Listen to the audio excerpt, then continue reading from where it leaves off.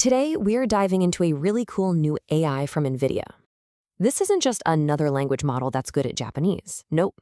This one was built from the ground up to actually understand the culture behind the language. So let's get into how they pulled that off.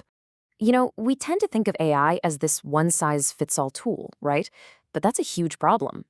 When you train a generic model on just, the internet, it completely misses the specific context, the unspoken rules, and all the little nuances of how a culture really communicates.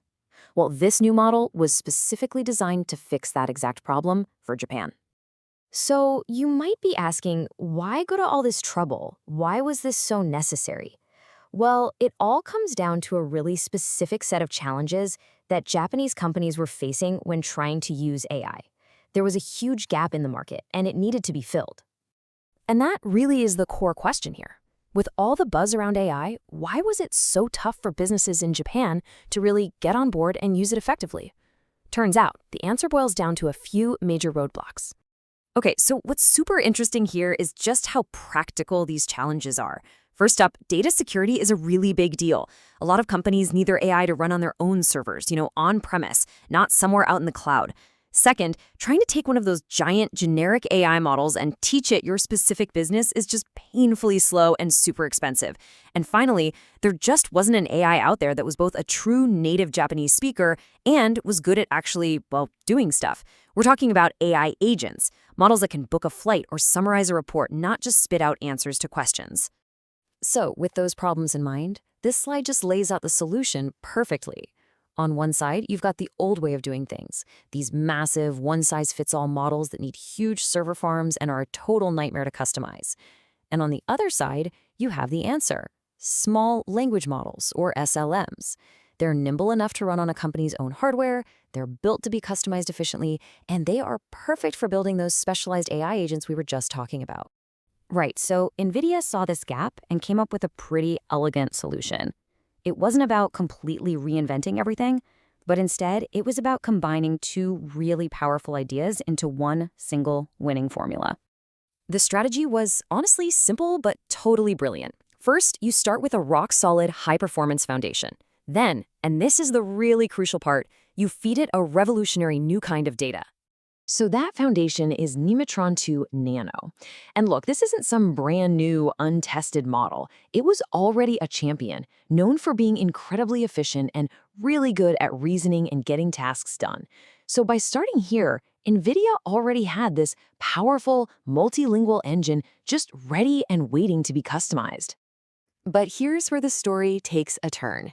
Because an amazing engine is totally useless without the right kind of fuel, right? The model's architecture is impressive, for sure, but the real innovation, the secret sauce that makes this whole thing so special, is all in the data. And to get that, we need to talk about something called synthetic data generation, or SDG.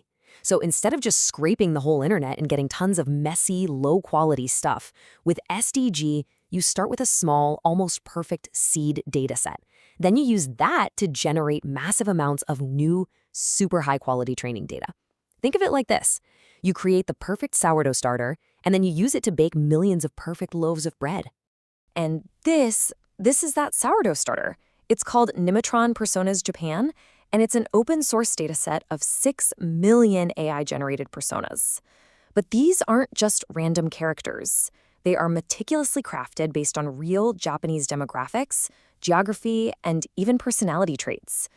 So a persona could be, say, a young professional from Osaka who uses a specific local dialect and is into things that are popular in that region. This makes sure the AI learns from what is essentially a simulated but culturally rich version of the entire Japanese population. It's pretty incredible. So you take a great architecture, you combine it with this groundbreaking data. Well, what do you actually get? Well, let's look at the results, because the proof, as they say, is in the performance.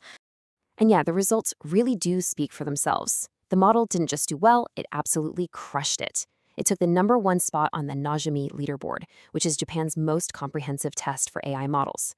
It beat out all the other leading open-source models on everything from basic language skills to really complex reasoning. In its size class, it is the undisputed champ. But look, being the smartest model on the block isn't the whole story, especially when you're talking about business use. The other, maybe even more important half of the equation is efficiency. How fast can it actually work? This chart basically says it all. This model can process information, what's called inference throughput, up to 6 times faster than other similar open source models. I mean, think about that. That is a massive performance jump. That means lower costs and a way better experience for whoever's using it. Now, this whole achievement, it's not just about one company or one cool model. It's actually a key piece in a much larger, much more strategic puzzle, the development of Japan's sovereign AI. So what on earth is sovereign AI? Well, it's basically a nation's ability to build and control its own AI future. And in today's world, that is absolutely crucial. It means creating AI that understands your own language, your culture, and your values. It ensures this game-changing technology serves your specific needs, instead of just relying on generic tools built by someone else, somewhere else. And the great news is developers can start building that future, like right now.